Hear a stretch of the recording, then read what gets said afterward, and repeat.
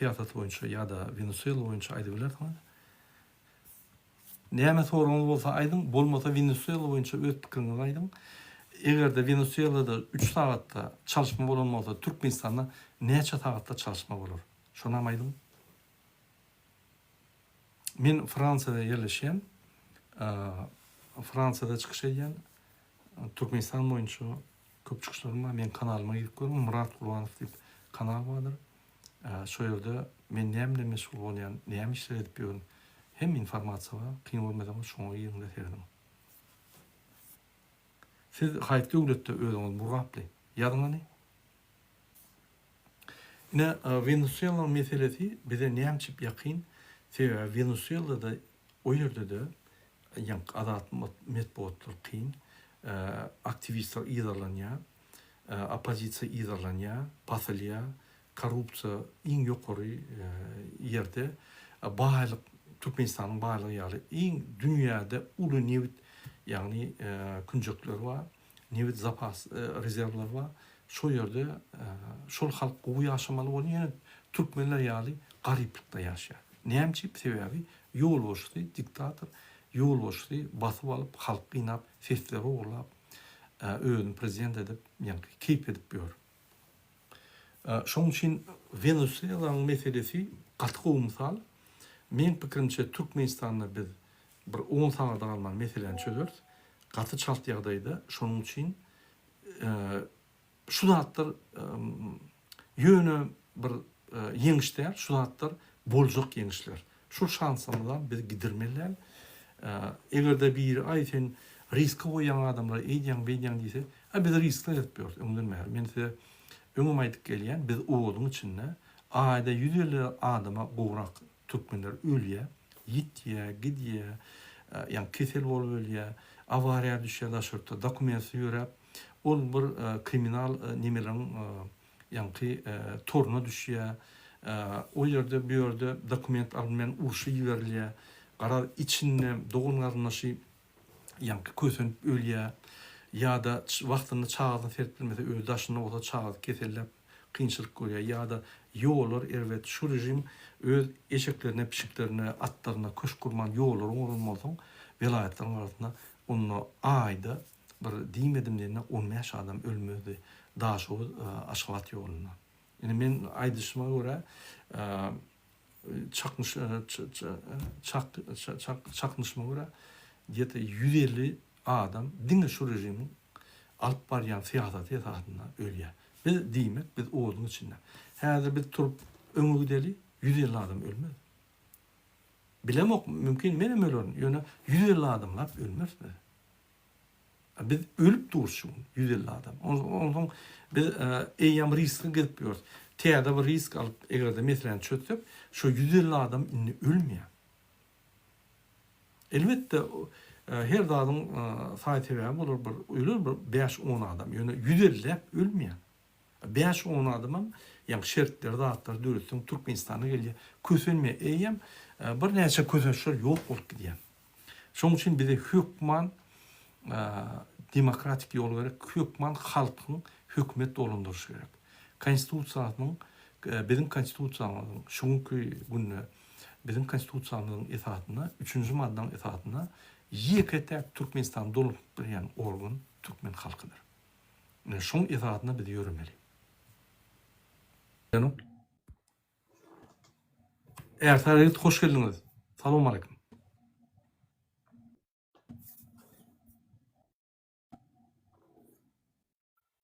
Sağ olun. Kanan sizin hem täzeliňiz gutly bolsun. Hemme türkmen halkynyň täzeli gutly bolsun. Nesip bolsa täzeler biz üstünlük gazanaýmaly. Bizde alaç ýok. Tugurma. Assalamu aleyküm. Yeni bitti. Kim efire gelecek olsa gelirler.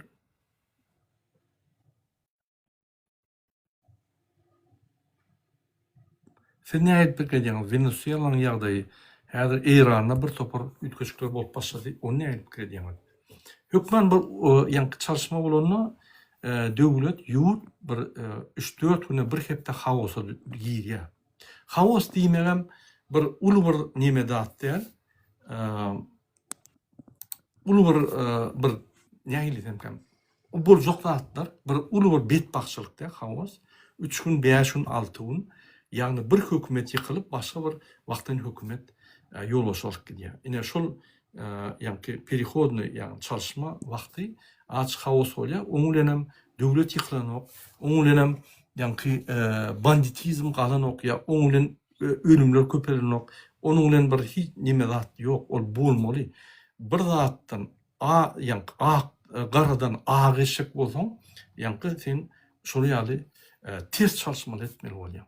Öňkü zatlar işlenok, täzeden konstitusiýa işläp başlaýar. Mysal üçin dil ýagny görkemeleri işlän bolsa, ine dil görkemeleri diňe kanuny görkemeleri işlär. Oňa da jogapkärçilik bol çekilmeli. Wagtdan hökümetiň ýolbaşy we şol wagtlaryň kanunlar hormat goýulmaly we edilmeli. Neşe dolandırılýar. Şoň üçin sag bol ertarybyt. Şoň üçin watandaşlar çalışma bolany hawos bolar, ine Türkmenistan betbakçylyk bolar. Bir topor akmaklar dinlemäň. Men size aýdyn, hemme döwletler şondan geçdi. Absolutna. Hemme döwletlerde hiç bir döwletem ýyllap hawosta bolup oturanok. Şoň üçin bir künne bolup geçýär şu zatlar. Käwagt bir näçe saatda bolup geçýär we tertip derrew elanyp kontrolda saklanýar we gaýtyp kanunlar işläp başlaýar. Korrupsiýa durup başlaýar. Täze hökümet derrew ýa-ni öňkü mehanizmlary işledip olary hakyky işletip başlaýar.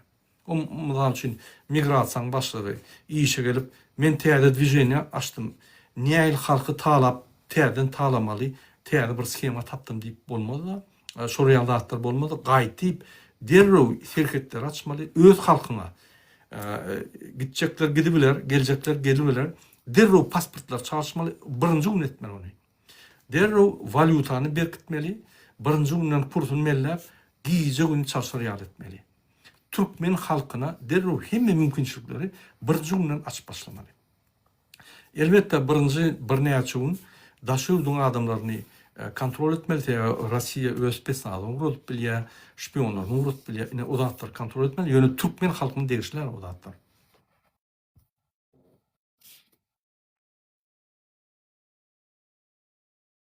İnşallah bizim işlerimiz size bağlı. Şoň üçin gollaň demokratik opozisiýany, NDBT halk hereketi we dayanç gruppasy we Pravzащитный Talip aňyrda çykyş edýär. Gollaň biz sizi ýeňişe getiririz inşallah. Ýene burdan da teşekkür bolýan. Ine şu günü iksan çäreçi Atalogul diňe çäre geçýär. Ünserin bolsa. Ýygnak geçirin bolýar, beýlikler durup bir zat ýazan bolýar. O ýerde boş, o zatlar boş. Bular ne hünärmen? Bular diňe gorkudyp, ýagny MHM'ni, polisi üstüňe bökdürip, prokuraturyň üstüňe bökdürip, şeýdip hojuluk işlerini dolandyrýarlar. O mümkin näl. O ýerde hojuluk işlerine adatlyk bolmasa, o ýerde inisiativ bolmasa, dürüjülük bolmasa, ösüp bilenok. Sebäbi hojuluk işler gaty çalışmaly. O ýerde formula ýok. O ýerde ýagny bir ugur tapmaly, ödem kanun ugur tapmaly, ödem bir sistem ugur gitmeli. O ýerde de talantlar gerek, o ýerde de hünärmendler gerek, bolmasa bolmaýar.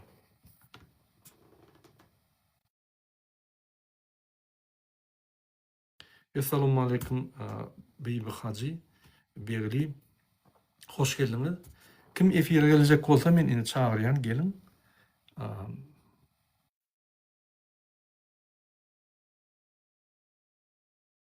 Bul bizim watanymyz, şoň üçin bize şu bizim watanymyz boýunça gürleşmäni, ýa gepleşmäni, ýa pikir açmany hiç kim gadagan berip bilmeýär. Sen öz pikirini aýdýan, sen pikiriň hökümet bilen gaýry gelip biler, hökümete garşan gelip biler, sen dogry hakyň bar. Sebäbi sen öz pikirini aýdýan, mümkin ýalňyşdyr, mümkin dogrudur, mümkin hökümetiniňki näme dogrudur. Eger hökümet diňe dogry işleýän bolsa, biz şuna gelmedik. Eger hökümet diňe dogry işleýän bolsa, 45% halkymyz daşyna gelmedi. Ine şonuň üçin vatandaşlar bize bağlı hemme zatlar. Biz ýagny öz pikirlerimizi alşyp biz açyk bolmaly. Häzir TikTok ulgumyna bir topar adam günden güni aýdýarlar. Pikirlerini ardılarını, nägiliklerini gün bildirýärler. Eýýem ol gowzadyň alamaty diýmek, bizim halkymyz güýçlenýär, ady birleşýär, dertlerini aýdyp başlaýar.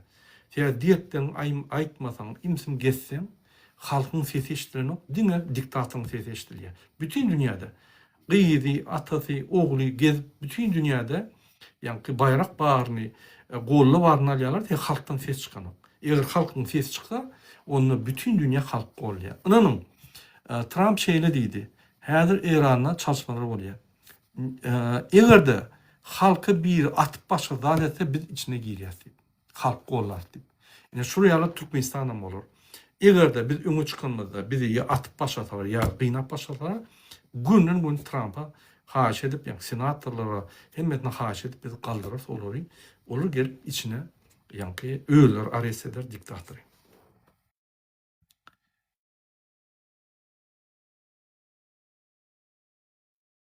Waleyküm esselam. Rada sizi halk bolýar. Sağ bolun, sapa. Muhammed Türkmençe gürlen. Egerde söp başladyňyz, onu siz arkadan, ýa-ni golýan, arkada golýan ýalyklar bolýan. Şoň üçin Türkmençe gürlen. Ine biziň alyp barýan işimizde de nägerligimiz bolsa da ýazyp bilersiňiz, aýdyp bilersiňiz, problema ýok. Sebäbi siziň öz pikiriňiz bolup biler. Siz arkada gollap bilersiňiz. O da problema däl. Käbirleri propaganda düşüp, ýa-ni şurýaly günne, agyr günne biz öz kişi korrupsiýasyny tapyp, öz kişi tanşygyny üstüne biznes edip, hezir edip ýöler, olam dogurda. Bir kanun ram bolsa, olam dogurda. Ýa-ni sen öz ýagdaýyňy çözen bolýan, men korrupsiýa itelemok dedi, gaýtyp şonu etmeň diýen. Ýöne ol senne gowy bolup beýleklerde erwet bolsa, ol bir durmuş däl. Ol bir jemgyýet däl, ol bir döwlet däl. Döwletde sosial golawlar bolmaly. Ýa-ni sosial hukukçylyk bolmaly. O diýmek näme? İşini yitirdiňmi? Maşgalan köp alýan aýlygyň ýetenokmy? Sosial assistent bolmaly, ýanyna baryp düşündirýän, hasaplak görýän, gol çekýär, hökümet pul berýär. Aýlap pul berýär. İş namazal üçin käbir maşgallalar bar. Aýaly ýaranok 5 saat we 7 saat we ýeketek işleýän adam. Haýsy birini işläp tölesin. 3-4 işte işlese de şo pul ýetmeýär. Ine hökümet tarapyndan kömek gerek. İtlere, piçiklere, atlara däl, adamlara kömek.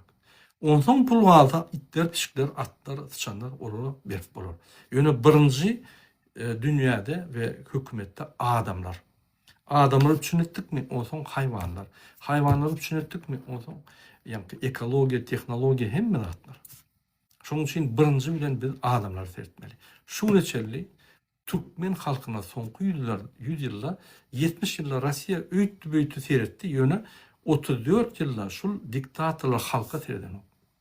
O Niýazow halka allady, suw muht, çörek muht, gaz muht, benzin muht. Galan günüňizi görün. O realler. O muht beren zady oňky däl, jüýsünden çykan ok. Ýine de biziň zadymyz. Şoň üçin pullu bolsun, ýöne aýlyklarym bolsun. 1000-1500 bolsun aýlyk. Pullu diýip Türkmenistanda 100 dolara elektroniýa tölemersiň. Gaty ise 20 dolar tölerdiň. Ýöne aýlyklar 1000-1500 bolsun. Azenne muht aýlygam 100 dolar. Ýaşap bolmaýar. Ýürte seni konkurentni edenok beýlik döwlete gidip biler ýaly, diňji alyp biler ýaly, özüňe beýlik döwletiniň adamlary ýaly bir eşik, maşin, ol bul alar ýaly edenok. Garyplykda saklaýar. Ölmedi ýaly, ýa-ni produktory pes edýär, sen aç galmady ýaly, galan adam hiç zat ýok. Ömür boýu şonu, ýa-ni şol uğurda ýaşardyň. Atan kim sen? Gurbanyň atan. Onda sen tohumyň ataňy, atabagyň ýalyny çykarpsyň. Eger ataň kezzap bolsa, ýagny gurbanyň bolsa, onda sen ataňda problema bar, enim. Ya sen düşünjäňde problema bar. O näme kezzap adam, halky genosid edýän adam ataň bolup biler. Biziň ataňyz dälmi?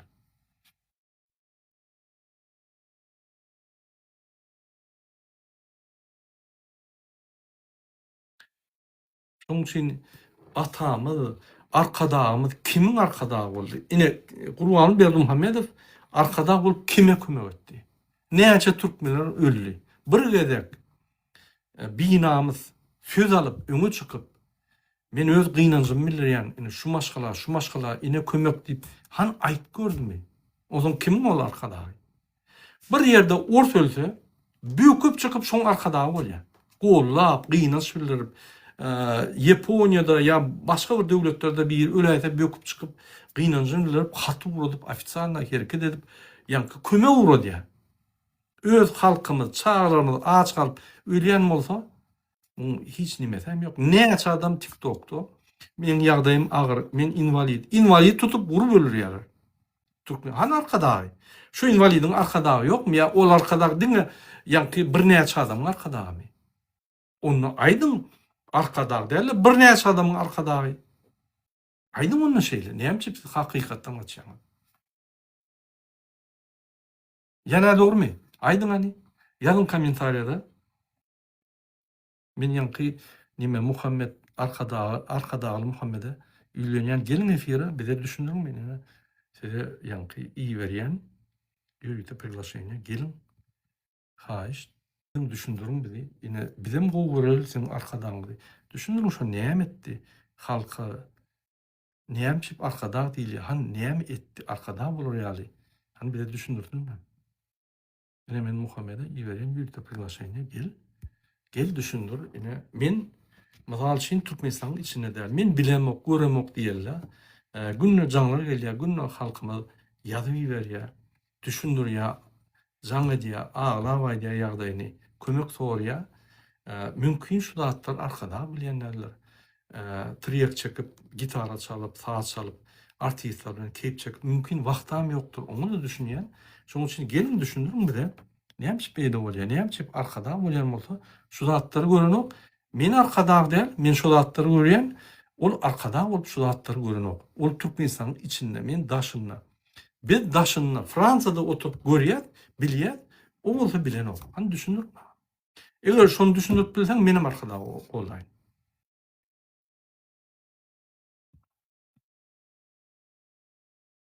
Dört vilayeti Aşgabat salanyp halka beren sowgady. Gaty dogry.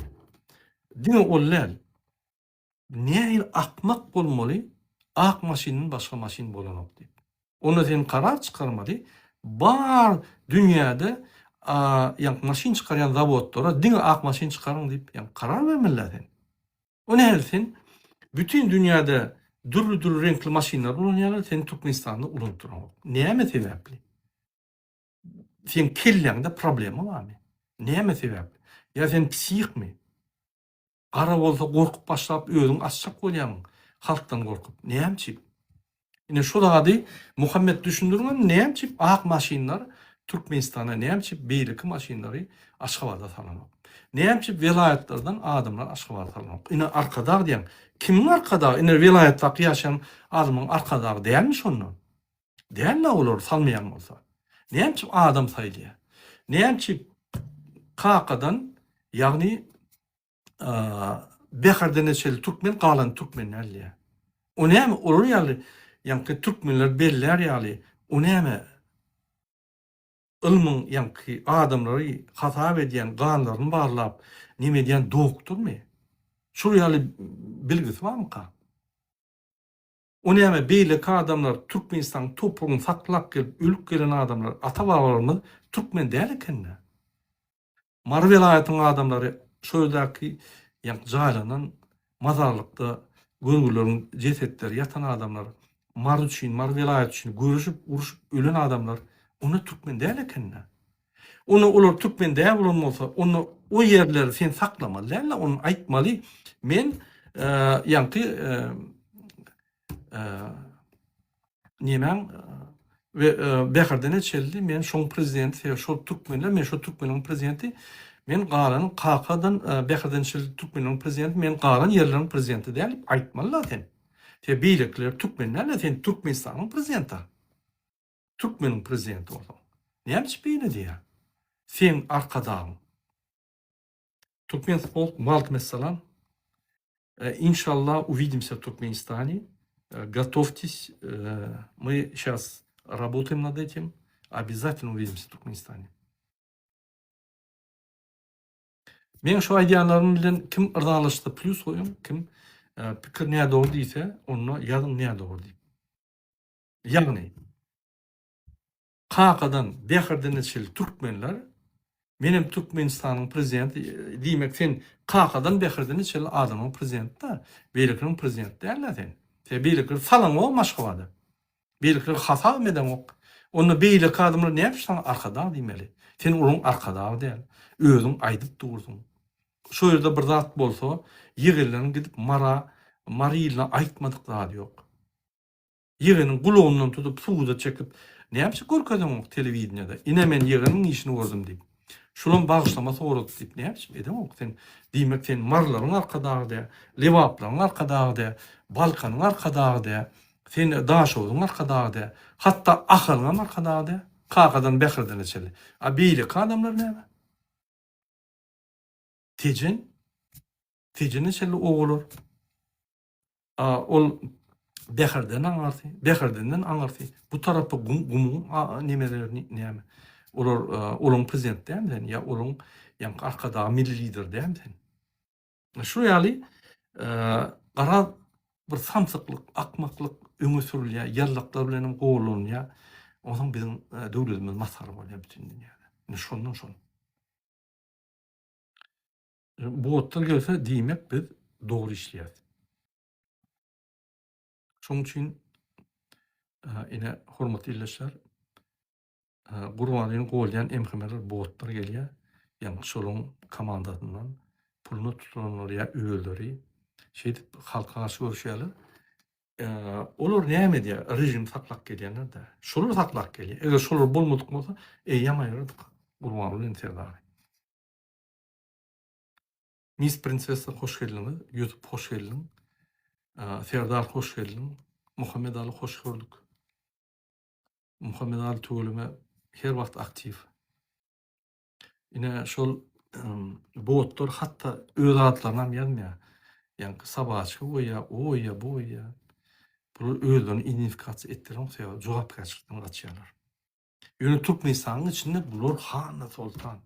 Bular ýa 10 bolup 100 bolup bir adama topulmakda Hana Sultan özünem geroý diýip görýärler. Özünem patriot diýip görýärler. Ünferim.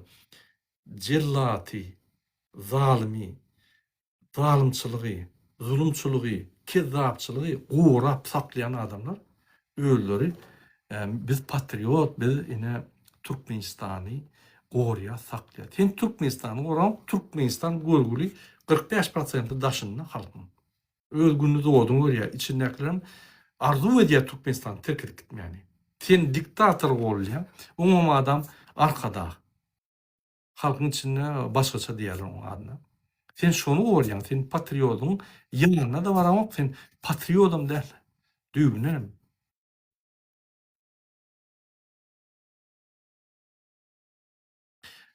Men pikirimçe, bir 3-4 aýalman ýykas şunu. Alýat. Bir de azajyk ýa-ni halkyň güýjü gerek, alýat biz muny. Marlar ölü ýegenlerini tek. Menim şeýle pikir edýän. Tägel bir çalışmalar bolsa ýegenlerini ýa-ni gyzyl gözlän ýaly halk gözler. Tatdygyň şu ýerde işlerini görür. Ine şu hawas diýen, ine şu ýaly çalışma bolanlar kimde kim giyirip Gurbanyň gyzylyny ogurlar. Gyzyl ýüzegini kimde kim gyzyl nimetini ýa-ni onu ýaşaýan ýerine ýerer. Onu kontrol edip bolmaýar. Şol hawas bolar.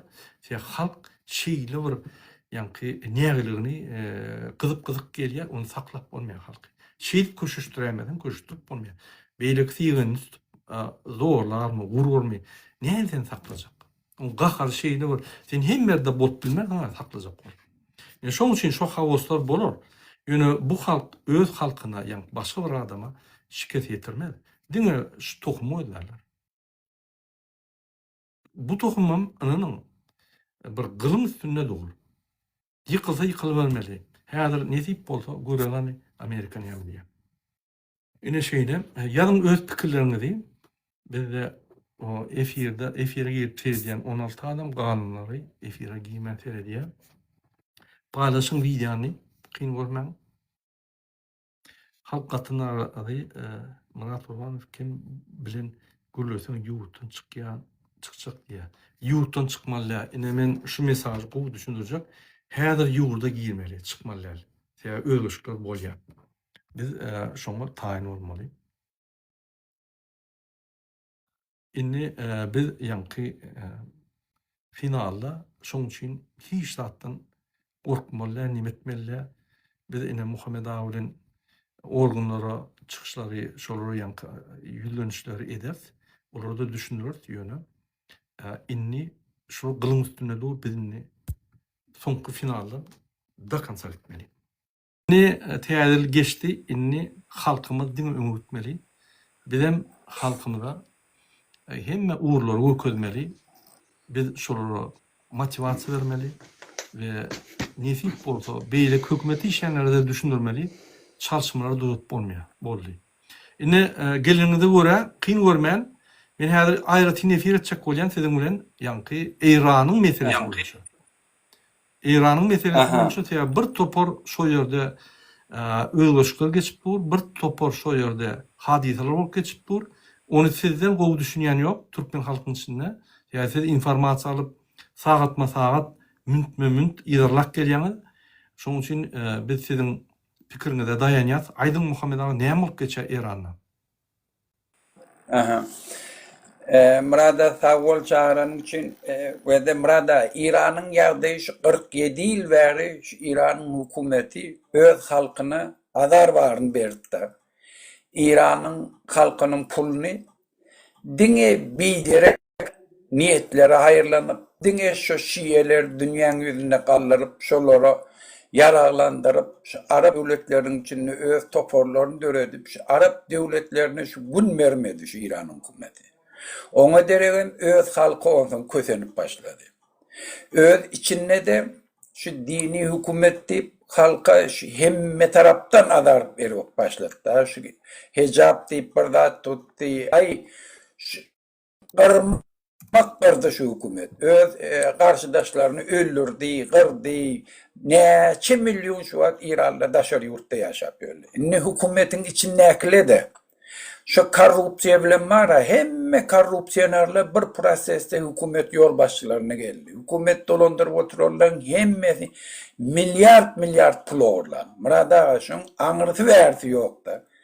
Ben gödevine getiriş İran'ın en simvolu deyip, dini simvolu, duhovni neme lider deyip oturan adamlar milyar pul oğurlarına. Hem subut bolon, sudom bolon, son ökünenem gelip nemedenem yine de oğurlar oturlar da. Şun yanak derecede İran'ın hükümeti. Ona deregen bir tofor problema, şu neye doğru yurt dolandırılan için yerin aşağından nizakonlu sular alıp biderek yerde şolara hayırlanıp bir tofor badahranin işler gerekler vurup dağıt edip niyabasnovni naushni esasda odan İran'ın içinde su krizisi esası bir problemlerle birine vurdu. Son yadırın programı nemedip özü bomba yasacak olup sebebi Sünni devletlerde yadırını bizim şunu yasanmalı Sünnilere karşı deyip Şiye devleti deyip ona da trilyon dolar çıktı jetti şularda. O olam hiç infonla ola Amerikalılar bir saatin içinde bambi dedik gittiler. Inni İran'ın içinde ulu finansı boyu krizi istiyordu. Yani 100 bin tümen bir dolardan eğen 146 bin manada yetti. Tümene yetti. Halk o zaman cida bilen al. Hem medat kımmat, zarplata aylıklı yetena, produklu günne bahası kalıvoti. Halkın içinde de uluk kine var hükümete karşı. Hükümet anamını dolu öz halkından kaçırdı. Yani halkın absolutne anamı yok hükümet yol başlarına. O zaman şunu yanak yağdaydı inni görüvotille Amerika kollaya dünyanın yağda ütkavoti o zaman halkım ayağı kaldı. Şu an İran'ın hemme şehirlerine şu an halk köşeye çıktı. Hükümet karşılık görke diye şehit bolonla va, yaralı bolonla va, tutulolla va. Bir tofor paskaları otladılar. Hozahayı elmiyeni otladılar. Hakimlerin caylarını otladılar. Masjidlerini otladılar. Şu an giyinden İran'ın içinde şunu yani hareketle başlandı. Tuğlum. Odan ön hemişe İran halkı qıryadı. Biz bojnu qıryadı. Her saat ve her 2 saattan İran'ın içinde şu adam her 2 saattan bir adam öldürür yani. Gözüne getirin. Hiç devlette yok zaten yanında. Bu halkı korkusu yok olup oradan adamlar öldürüp başlayan. Şol için Trump hashtag'inin en qow haberlerinin biri İran'ın hükümetine yüzlenip da etti. Sen halkın karşısında güç olacak olsan biz onu ulandırmaz dedi. Halka ok atsan bizim soldatlarımız tayin biz İran'ın içine giriyek dedi. Şu ulu halkı ruhlandırdı yine. Odan İran'la yine yankı Venezuela meselesine şun yan Gurrunberg'den kovadı. Venezuela meselesi. Şol için şu an İran'ın içinde benim öngün bir çağırış nemettim. İran Türkmenlerinden kayiş ettim. Şu prosesse aktif, şu hareketlere katnaştığını. Tebebi İran'daki siyasi ütkeşiklerin bolacağı mehmelim. Hükümetin yukarı derecesindeki, ön hükümetin içinde işlerle, ön prezident olan Ruhani, ondan sonra Hatimi, ondan sonra primer minister olan Musevi, parlamentin başlığı olan Kerrubi, Khomeini'nin aktıgan badajı şu hükümetteki bolup duran zatlar halalar içindekileri. Ondan sonra Rafsanjani'nin çağaları bir toğurun türmeye sallılam, çıktılam. Şulan hemmesi bilye hükümet önküsü yanak inni dolandırıp bilmeye. İnni hükümet dünyanın kanunlarına boyun olmalı. Yurdun içinde halkın kulak asmalı, halkın fikrini, halkın yurda arkayın adat taylaulu esasından dolandırmağına, katnaşmağına doğal ruhsat vermeli. Şol için hem yurdun içinde hükümet krizisi, hem finans var, hem su, hem enerji, hem politika krizisi.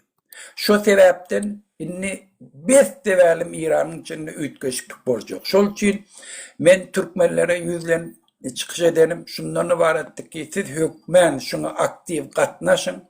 Sebebi neçe şu siyasi prosese bir halk aktif katnaşsa erti isleme şöyle yurdun dolandırışını da olur olup bile. Bir kim hükümete gelmezine karamazdan Türkmenle ağzı bir olup aktif şu prosese katnaşsa öz pozisyonları bilen açık şu harekete katnaşsa hükmen öz paylarını İran'ın devlet dolandırışını hem öz yaşayan yerlerini özleri dolandırmaya kazanıp bilir. Şunu İran'ın içindeki gelecek hükümete gelecek toparlı da halkın şun yanak derecede şu prosese katnaşanını gözüne tutup onu ayrıtın kormattanım berhordar olurlar. Şol için şullem Türkmenli hükmen şu mesela aktif katnaşmalı. Bütün dünya Türkmenleri, İran Türkmenlerini kollamalı. Biz neçe İran Türkmenlerini kollasak, erti İran Türkmenleri özleri, öz yaşayan yerlerini azat, öz mülküne, malına, yurduna iye çıkıp, den derecede beyleki İran halkı bilen yurt dolandırışına arkayın katnaşıp bilirler. Şu sebepten şu atlan vazını İran Türkmenleri İran halkının hareketine güçlü organizovunu ağzıver katnaşmağı. Doğru elekleştin. Muhammed ağa, yine senin yanında Türkmen halkam İran'daki Türkmenler gollamalı. Şu gollamalı oluna bir neyem etmeli. Şundan bir düşündürüp bilsem bir neyem etmeli. Bereke. Kıyın görmem. Şu at var ya, mesela şu at gollamaklık birinci şu bizim çıkış yerlerimiz giyinden yayratmalı murada. Şu bileyim internet ulgamlarına Türkmenli İran'ın hükümetine karşı çıkışlar etti, ya aksiyeler geçirse, biz İran'ın halkını kollayak, biz koşulayak, men Türkmen falan yerden, şu zatlar nece giyinden nemetsek, internet ulgamlarına halkın kellesinden alaya Türkmenle aktif şu mesela katnaştı. Biz daşarı yurttan edip bilecek zatlarımız şol. Bar proseslere Yevropa'da olsa Amerika Türkmenliyip, İran Türkmenliyip bizim daşarı yurtta Türkmenistan'daki yaşayan ya Afganistan'daki Türkmenli de olsa şuna katnaşmalı. Biz Türkmen, İran Türkmenliyip. Hiç şunun emesi yok. O taada sen soraşıp oturan akla sen nerede doğdun diyor. Katnaş vermeli. Ne için biz öz milli eşimiz bilen, öz huviyetimiz bilen yani Türkmenliğimizi belli edip, kıyırıp biz Türkmenle şuna katnaşak demezsek, şun özüm, eyyem bütün şu harekete katnaşayan siyasi toparlan içinde eyyem göze düşüyor. Türkmenlerin aktif şu mesele katnaşısı. Biyanat yayratmalı. Eğer siyasi toparlı olsa ya başka kültürünü toparlı biyanat yayratıp başlamalı şu an. İran halkının hareketini biz Germanya'daki yaşayan, Kanada'daki, Ota'daki yaşayan kollayak deyip şoları hükmen uğratmalı. Doğru diyen Muhammed ağa, doğru koşulayan Türkmen kollamasa başka olacak yok. Ona doğru.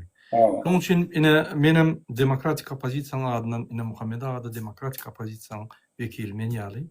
Biz İran halkını kollaya, kaçanla bir halk öz adatlığını alacak olsa, o qowzadın alamatı. O demek şu halk, şu devlet öz yani hakiki devletini kurup başlaya. O bir diktatura, religiozna, din diktaturası olup biler, siyasi diktatura olup biler, bir adamın kurbanı yani avtoritar bir tohumun diktaturası olup biler. Şu yollar ervet, o yollar halkın kötüncünü getiriyor. Halkın yankı ösmegine, halkın ötüşüne getirmiyor. Yani şunun için biz İran halkını qollaya, alaytada Türkmen halkını qollaya, demokratik opozisiyada her vaqtdan qollaya, Türkmen halkını dine İran'ın halkından, Afganistan'ın halkından, Irak, Türkiye'deki Türkmenleri, hem Türkmenler biz qollaya, bizim alacımız yok. Biz birimizi hükman ağzı qollap, ağzı görüşüp, biz öz devletimizi kurmalı. Öz devletimizi kurmasak, bizim devletimiz hiç kimi kollamaz. Vakt bizim devletimiz, hayadaki devletimiz, hatta öz içinde, Türkmenistan'ın içinde halkı kollanır. Yani şunun için biz hükman suratda 3. Respublika kurmalı Türkmenistan. Yani şu Türkmenistan'ın beyleki Türkmenler kollamalı. Bütün dünya Türkmenlerini. Doğru belirleştirdiniz. Men hem vatandaşlarımızı çağırayan şu İran'a bolyan vakaları, protestleri paylaşın. Birini de kıyın görmen repost edin. Muhammed Döyeci öz çıkışlarına İran'ın malumatlarına ya İran'ın içindeki bol geçen hadiseleri siyasi yani analitikasını veriyor. Yine onan paylaşın. Sebebi Türkmenistan'daki informasiya yani paylaşanlarda bütün dünyanın informasyasını köpölge ve Türkmenler qo'llab oluyor. Qattor belirleştirdiniz Muhammed ağa. Köp sağ olun. Yine şurada Muhammed Ali'ye diye bunu bizim dinimizde, mukaddiyetimizde diğerler hükman çıkmalı inni deyip aydiyada.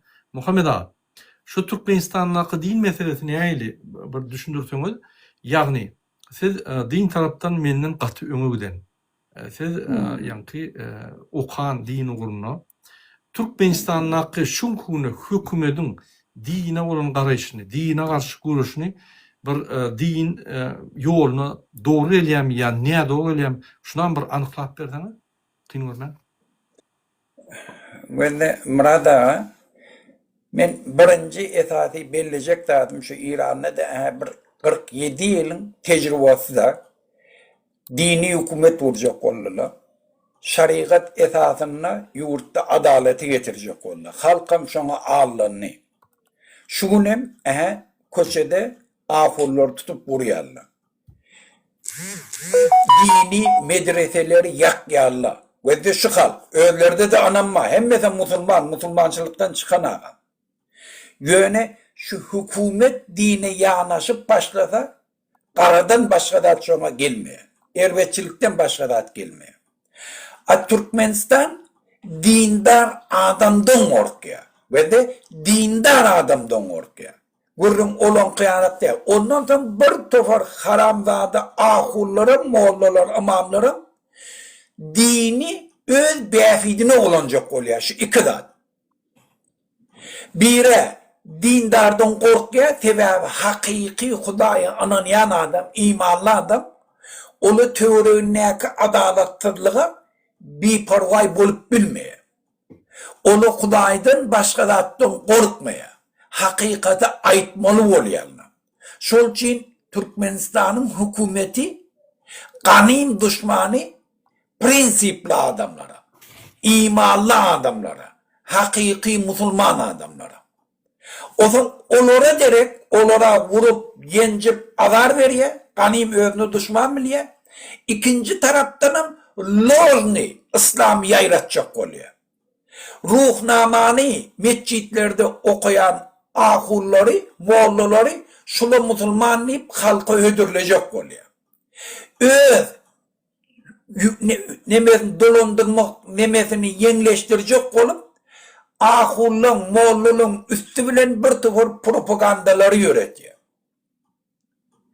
Öz siýasatyna gabat gelýän zadyny. Şol üçin şu içki zada biz gowy düşünüp bilsek, ozan Türkmenistanyň içindäki bolýan zatlary dol düşünüp biler.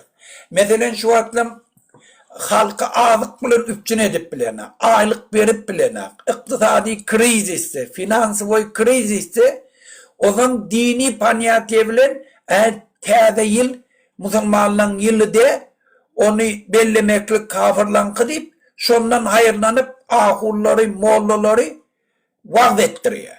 Özleri ettirýär. Ýoksa gözde özleri ýolka urýar. Özleri en köp çyktagyny şoňa direksiz gerek ýok şo çyktagylar.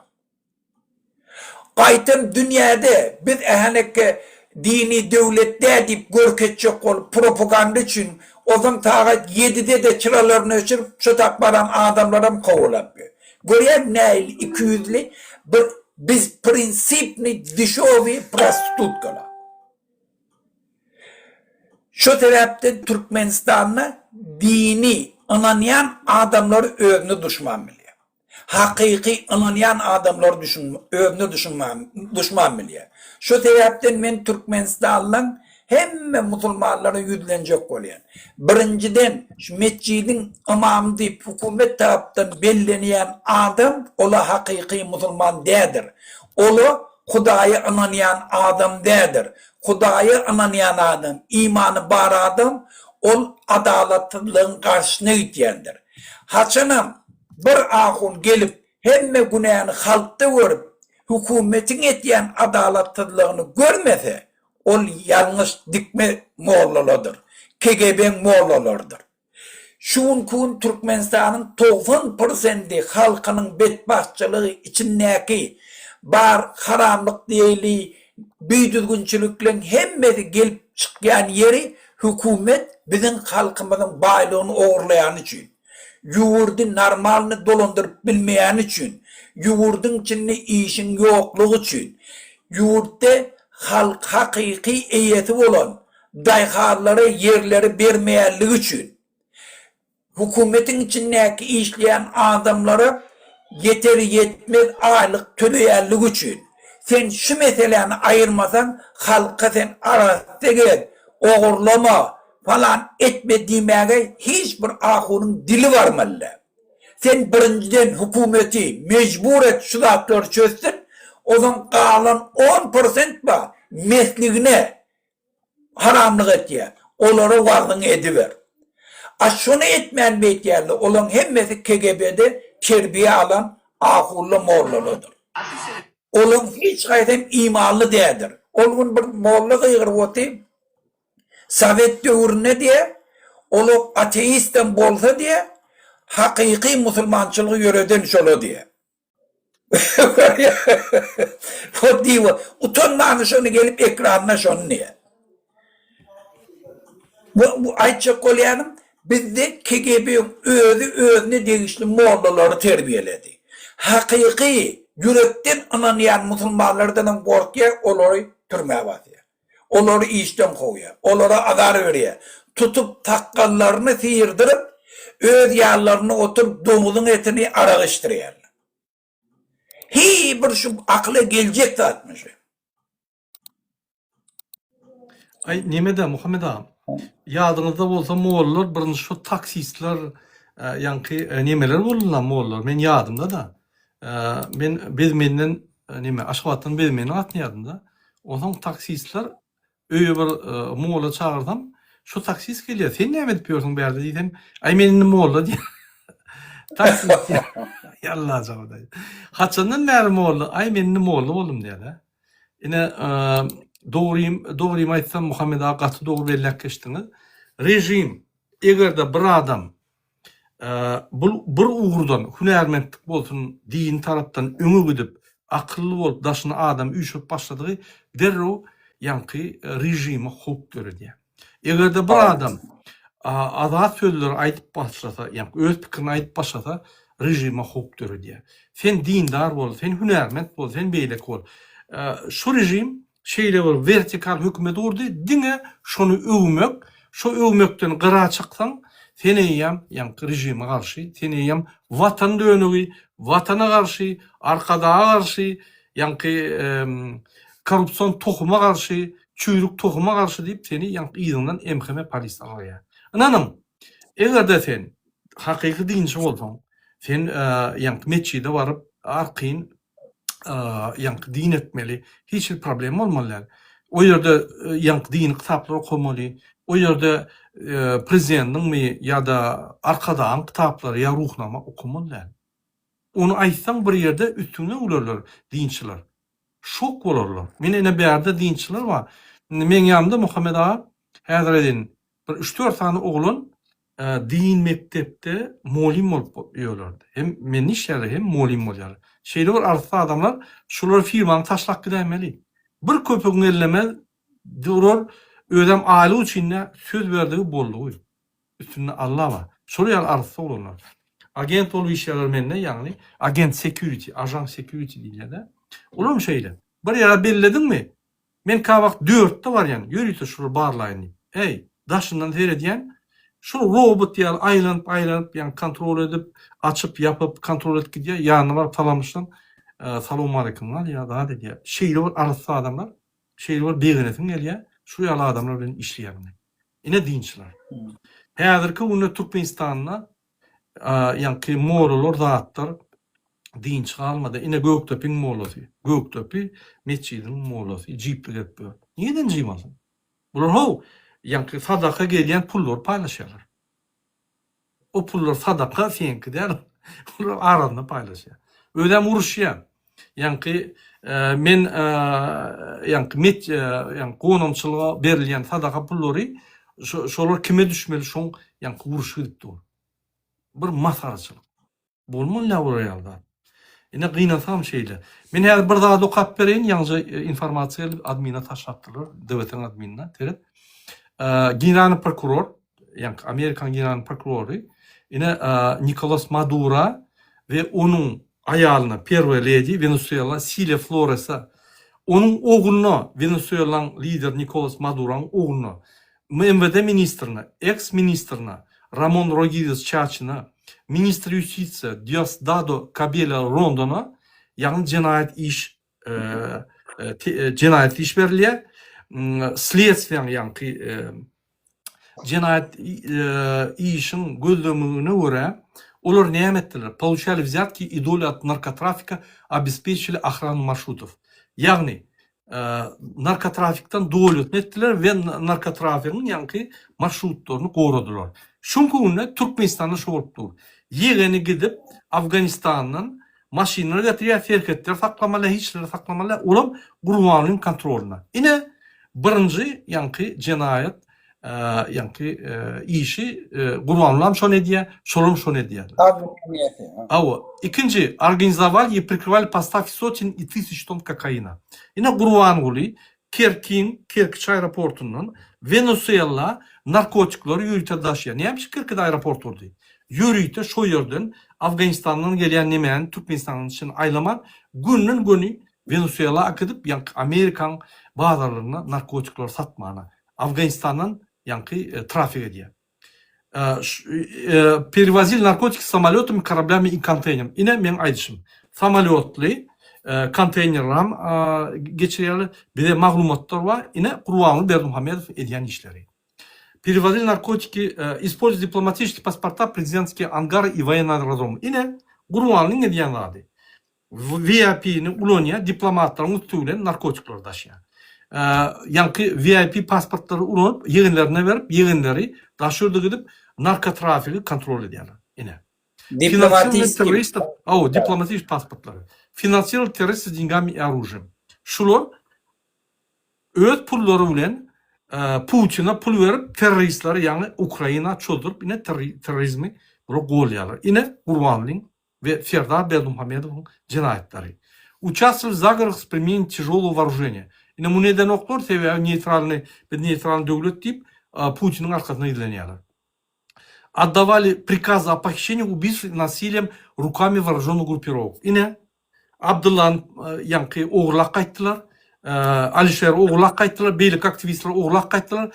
Давали приказы о похищениях. Yine şu görkezmeleri Ferda Berdimuhamedov ve Kurban Berdimuhamedov verdi. Yine şu yankı Maduro onun oğluna MVD'nin yolbaşına onun yankı orunmasarına birinci liyede berilen yani cinayet işleri yine Kurban Berdimuhamedov, Ferda Berdimuhamedov yeğenleri etti. Biz şunun için hazır Amerika xahiş ediyor. Katı ıssaklı yağdayda Kurban Berdimuhamedov ve Ferda Berdimuhamedov tutsak etmeli. Maduro'ni New York'ta Южный okrug yankı Günorta okruğuna suud bolor Zabalın ve Tampedusuna smert nakaz. Şol eden işler için şulara yankı ölüm cezası verilmek mümkün değil yani. Yine şuraya da şunkunne cinayetçiler Ferda Berdimuhamedov ve Kurban Berdimuhamedov ölüm cezasına cinayete münafip. Biz bunu keyfine tutup etmeli diyem yok. Şular ölüm cezasına münafip. Ben nefip olsa demokratiya pozisiyonu şunu alınmadı.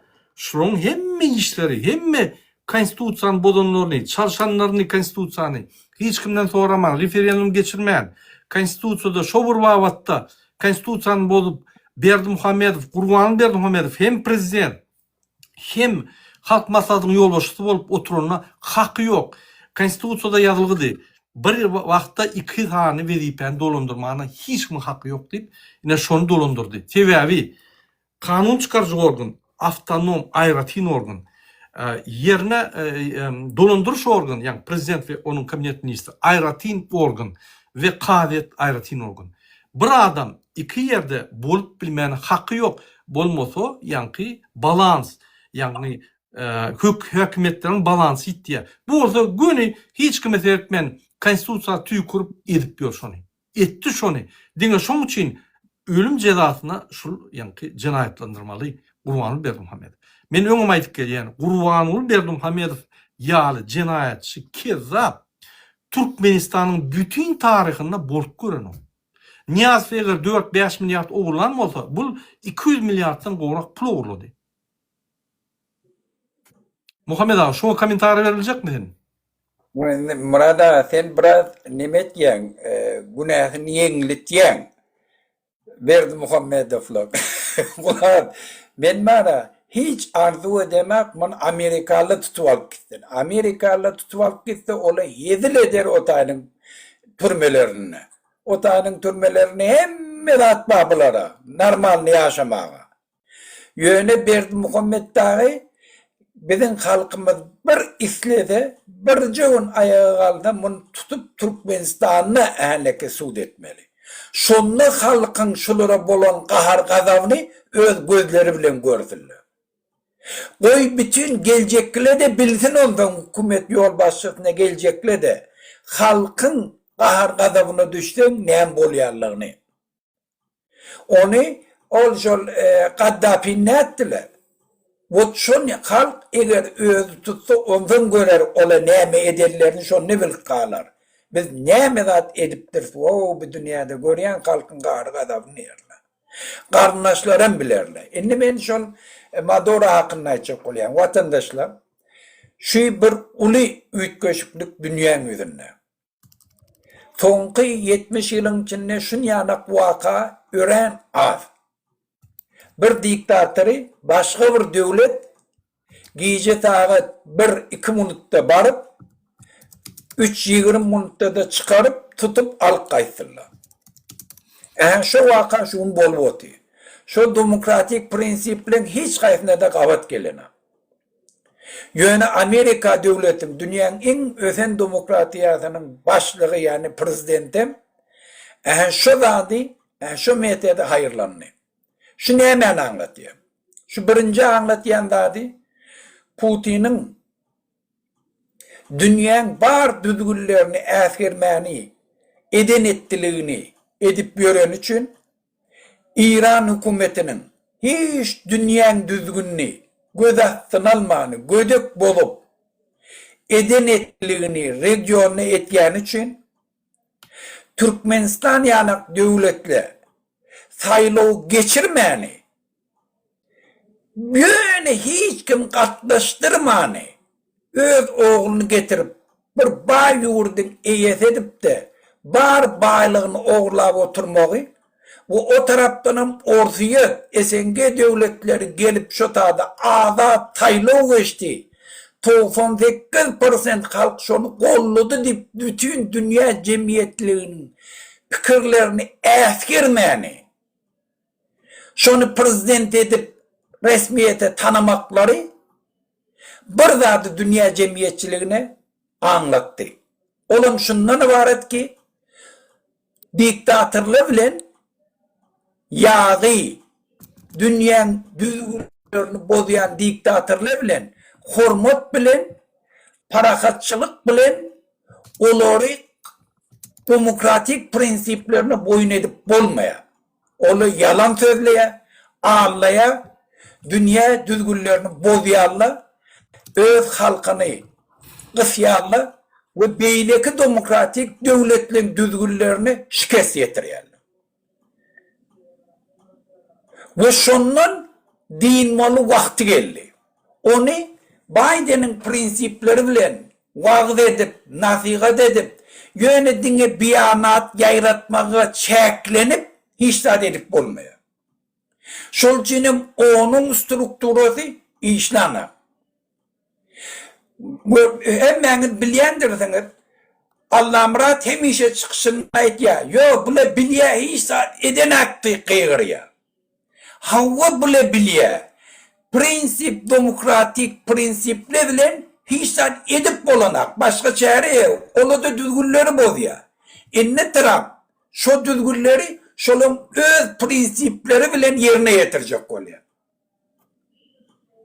Putin askermen çözdü mü? Bulam askermen hiç zaten dünyanın kanunu beytti. İsrail hiç zaten askermen koymen neme deysen men İsrail halkını koruyacak deyip olam etti. Şol için dünya hazır şu dereceye yetti. Şol için Berdi Muhammed Dağ bir zaten bilmeli. İnni dünya ütkedi. Dünyanın düzgüne ütkedi. İnni yalan sözler bilmeyen. Alam borçnamalarını yalan sözler inni kaçı bilmeyen. Şol için Trump İran'ın hükümetine daitti. Halka okatsa biz giriyek dedi. Öylem yanı Amerikan Dışarı İşler Ministeri kıygırıp ya. Siz oyun etmen, fikir etmen biz etmez mi kardeşim? Siz şutke etmen, Trump bir zat deydi, etyeş onun neydi. Şol için ben Berdi Muhammed'e de aytıyam. İnni yurdu sen tala bilmerdin. Bizim halkımız köşeye çıkıya atı bilmerdin. Türkmenistanlı bilin. İnni Putin'in hem dünyada hiç gücü yok. Putin şulara krişe olvatıydı. Başar Asad'a, İran'a, Venezuela, yeni bir tovar diktatör devletlere. Şunun krişesi şu. Mentede hiç zat liderlerini boyun aldı. Dünyada da onun strukturunun içinde en kolluğları şu ortayattı. Saylo geçirse de, inni saylo geçirdim deyip öğlerini koysa da kollayan ortayattı. İnni ortayadım sözü hiç yerde yürüyen. Ortayat ne İran'ı Bambi dedelerine sesini çıkarıverdi, ne Başar Asad'a ayrarlarına sesini çıkarıverdi, ne Madora'nı ayıranını hissat ediverdi. Şol için Berdi Muhammed, siz inni hiç kim, siz dünya bilmeyen mukadime, sizi çalk biz ayırıyak. Türkmenistanlı dünya ütkedi. Şün biz şu karanlardan bellisini etmeli. Biz karışmayının başka devletle gelip alıp gitsin. Onu ola bizim neftimize malarla, gazımıza malarla. Şol için biz ayrıylı, öz mülkümüze eye çıkaylı. Öz yurdumuza eye çıkaylı. Bu oldu Murad ağam. Sağ ol Muhammed ağam. Tügülme gowy düşündürdüňiz. İlleşler, eger soruňyz bolsa ýazym.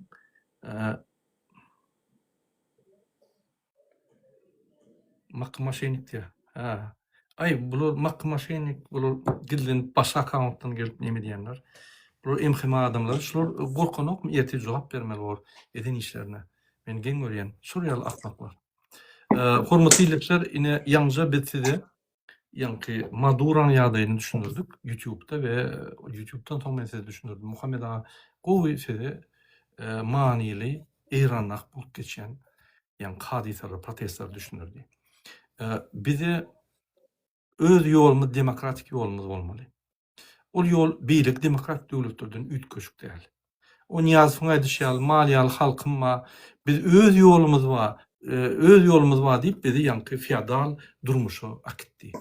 Diňe men kultum bolmaly, diňe men bolmaly diýip ruhnama ýazyp zat edip bizim halkymyzyň bir näme ýasajagyny bilmedik, ýöne bar ýasan zady öz şekillerini pullary bolady. Ine. Şoň üçin bizim ýolumyz demokratik ýol. Biz bütün dünýä ösün döwletden sivilizasiýon ýoluna gitmeli. Başga ýol ýok. O ýerden hem iň gowy, gymmatly zatlar almaly.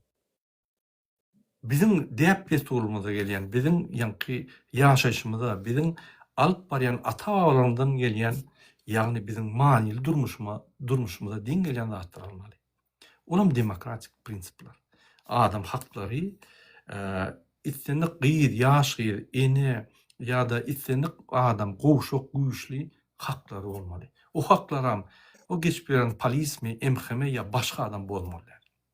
Türkmenistanyň itsenik günjegünden Kaspia bir gyýyr maşgala 16-18 ýaşly gyýyr maşgala jogara bilen şöyle din jamana gidenne edepli elbette ve gaýdyp gelenne bir adam şoňa işat diýmeli. Gaýty bütün jemgyýet bolup şol gowramaly.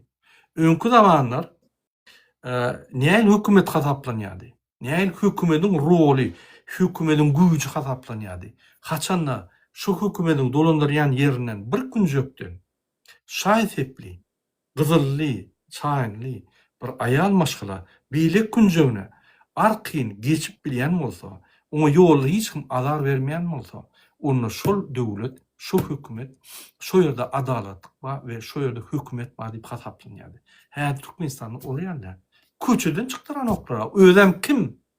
Talyan bir daşölükden bandit ya daşölükden bir talamançylar da öz polis diýäniň hökümeti ynanynyň öz ýanky emheme diýäniň öz neme diýäniň ýanky adam haklaryny haklary goraýan adamlar diýär. Anam çiwe diýär. Sen ulun ýolbaşy kezza.